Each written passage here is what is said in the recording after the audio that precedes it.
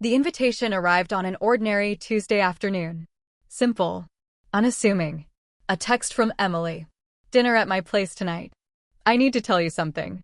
It had been months since we'd seen each other, though her house still felt like home in some distant way. So many memories had been built between those walls, nights spent cramming for exams, movie marathons that went until sunrise, crying together when her Aunt Nancy passed. Years of laughter and pain, all held in that warm little house at the end of Elm Street. I had no idea that this night would unravel my carefully tucked-away past. I arrived just after 8. The porch light was on, the same soft yellow glow I remembered. Emily pulled open the door with her usual bright smile and wrapped me in a tight hug. "You won't believe this," she said, barely containing her excitement.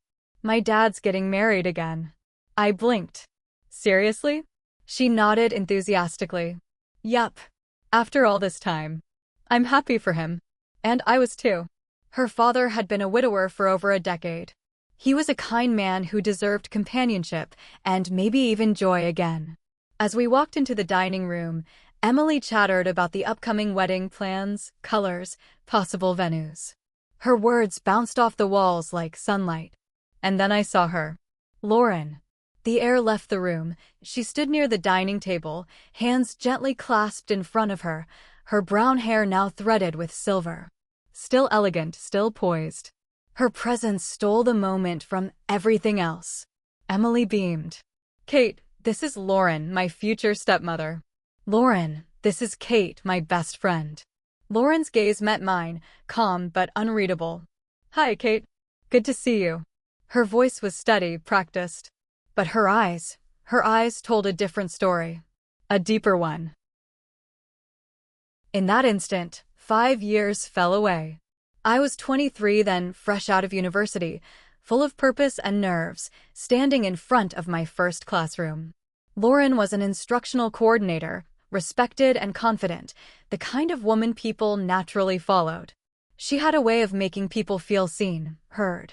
Our paths kept crossing, first during a student writing initiative, then in long meetings that bled into evening hours. We started messaging after school hours. Small things. Encouragement. Jokes. Then longer conversations. Confessions. And then one night, after finishing a late meeting, she paused at the door. She began, but faltered. I didn't let her pull away.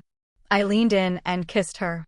It was impulsive, unplanned, and absolutely inevitable. What followed was a season of hidden passion. We met in quiet corners of the city, dim cafes on the outskirts, roadside motels in the next town. Always with a sense of urgency. Always looking over our shoulders. And always knowing it couldn't last. One morning, she ended it. No warning. No room for argument.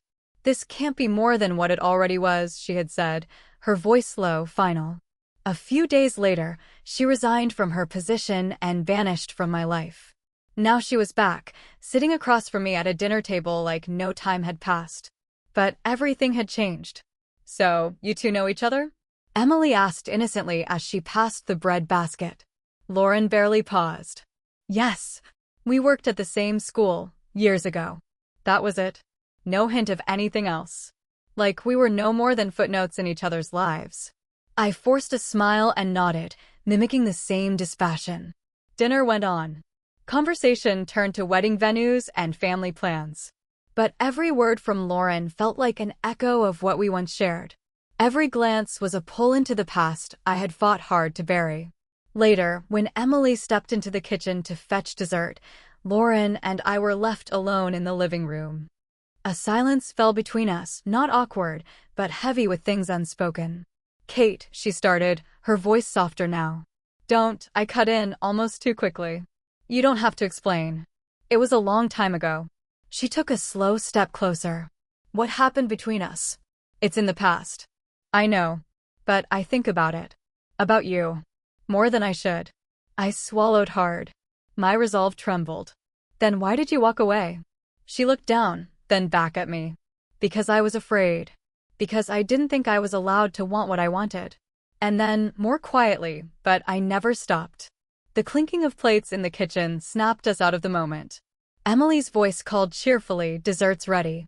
I turned toward the hallway, but not before meeting Lauren's eyes one last time. In that look, I knew everything had shifted again. From now on, every family gathering would be a test of composure. Every moment, a balancing act between what was polite and what was buried deep under the surface. Some stories never really end. They just pause, waiting to be written again.